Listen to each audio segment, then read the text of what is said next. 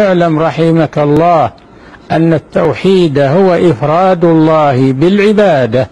Et ce qui m'a étonné vraiment dans ce qu'il dit, écoutez, il dit non, c'est pas tout ce que le prophète n'a pas fait, que si on vient faire ça c'est bida.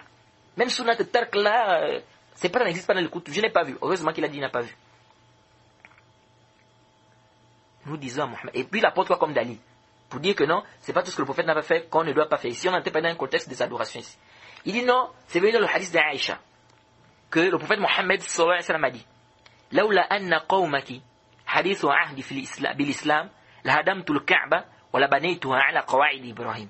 Que Aïcha, le prophète a dit à Aïcha que si ton peuple n'était pas nouvellement converti en islam, j'allais détruire la Kaaba et j'allais reconstruire ça comme c'était à l'époque d'Abraham. Il dit mais le prophète ne l'a pas fait ici. Est-ce que si on va dire que si on fait bida, il dit bien est-ce que si on peut appeler ça sunnat tark ou sunnat tarkiya. Et il dit amène encore notre hadith, le prophète a dit laoula an ashqa ala ummati la amartuhum bis siwak 'inda kulli wudu. Si je ne croyais pas que ça soit dur à ma communauté, je leur aurais ordonné d'utiliser le siwak. Dans un autre hadith, si je ne croyais pas que ça soit difficile à ma communauté, je leur aurais ordonné de retarder la prière des Isha jusqu'à telle ou telle heure. Il dit regardez tout ça, le prophète ne l'a pas fait. Mais est-ce que si on peut dire que non, sunna tarkiya? Nous disons kullu hadha al-istidlal batil. Kayf wa lish? Parce que ici d'abord nous disons pourquoi le prophète Mohammed sallallahu alayhi wa sallam ne l'a pas fait. Il y a une raison, il y a un mobile. Et ici, arju an tantabihu, je demande votre attention ici. Car ici, il y a une règle qui échappe à beaucoup de personnes. Et Mohamed Bajrafil en fait partie. Parce que c'est normal, comme je vous l'ai dit, il y a des carences dans Usul al-Fiqh.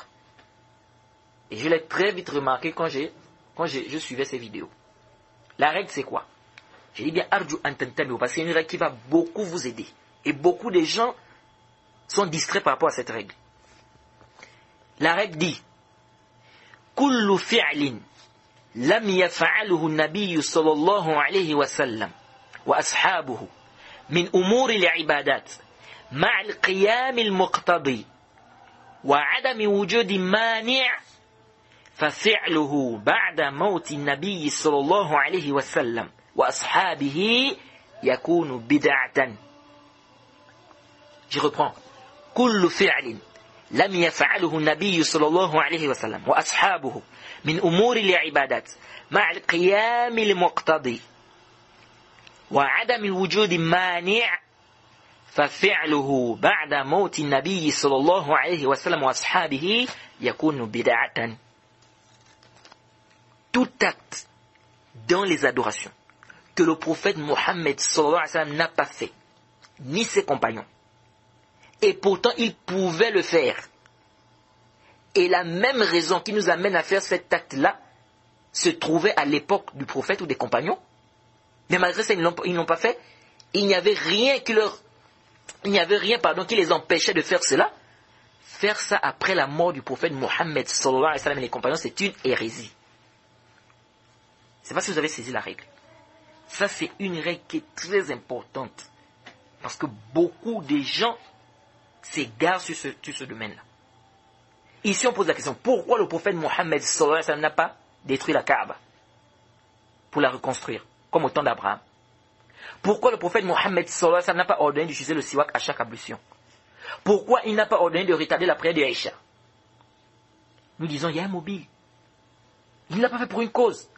Alors, si un acte, le prophète délaisse un acte d'adoration pour une cause connue, alors si après sa mort, cette cause n'y est plus, faire cet acte-là n'est pas une hérésie.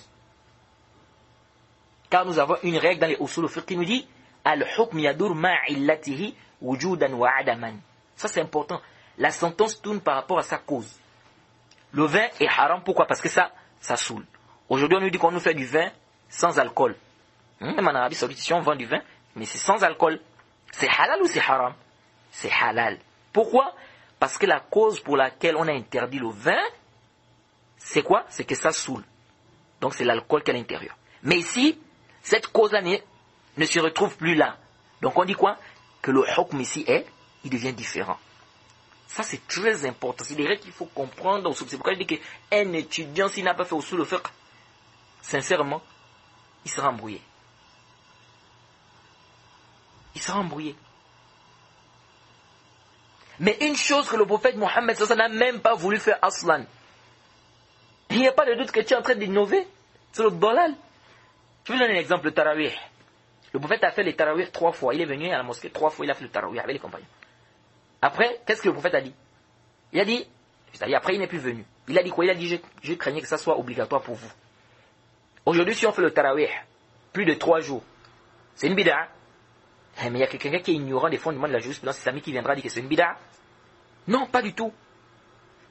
Car la raison pour laquelle le prophète Mohammed ne l'a pas fait plus de 3 jours ne se présente plus. Et je vous assure que cette règle-là, comme je vous l'ai dit, beaucoup de gens sont distraits face à elle. C'est pourquoi vous voyez certaines personnes qui disent le fait qu'on ait regroupé le Coran dans un seul bloc, c'est une bid'a. Vous savez pourquoi ils sont tombés dans cette shubha-là? C'est parce qu'ils ont ignoré cette règle-là. C'est parce qu'ils ont ignoré quoi? Cette règle-là.